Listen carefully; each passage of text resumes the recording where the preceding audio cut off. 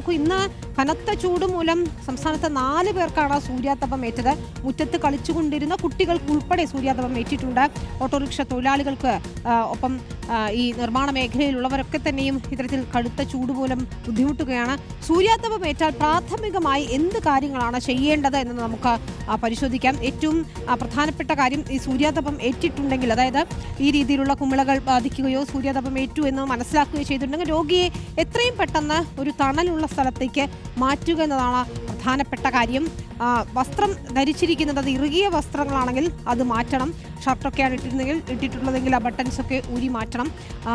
ഒപ്പം തന്നെ രോഗിക്ക് ബോധമുള്ള അവസ്ഥയാണെങ്കിൽ വെള്ളമോ ORS ലായനിയോ നൽകണം. നിർജ്ജലീകരണം തടയുന്നതിന് വേണ്ടി വെള്ളമോ ORS ലായനിയോ നൽകണം. ഇനി ബോധമില്ല എങ്കിൽ വെള്ളം നൽകാൻ ശ്രമിക്കരുത്, അത് കൂടുതൽ അപകടത്തിനിടയാക്കുമെന്നതാണ് ഏറ്റവും പ്രധാനപ്പെട്ട കാര്യം. നനഞ്ഞ തുണി ശരീരത്തിലിടണം. അങ്ങനെ ശരീരം തണുപ്പിക്കുന്നതിന് വേണ്ടിയുള്ള നടപടികൾ സ്വീകരിക്കുന്നതാണ് മറ്റൊരു പ്രധാനപ്പെട്ട കാര്യം. ഒപ്പം കനത്ത ചൂടുള്ള ഇടമാണെങ്കിൽ പോലും കാറ്റിൻ്റെ ലഭ്യത ഉറപ്പാക്കുക. ഫാൻ ഉപയോഗിക്കുക, അല്ലെങ്കിൽ ഒരു വിഷറിയോ പേപ്പറോ ഒക്കെ ഉപയോഗിച്ചൊന്ന് വീശിക്കൊടുക്കുന്നത് നന്നായിരിക്കും. അതാണ് ഏറ്റവും പ്രധാനപ്പെട്ട കാര്യം. ശരീരത്തിൻ്റെ താപനില കുറയ്ക്കുന്നതിന് വേണ്ടിയിട്ടാണ്. ഏറ്റവും പെട്ടെന്ന് ആശുപത്രിയിൽ എത്തിക്കുക എന്നതാണ്.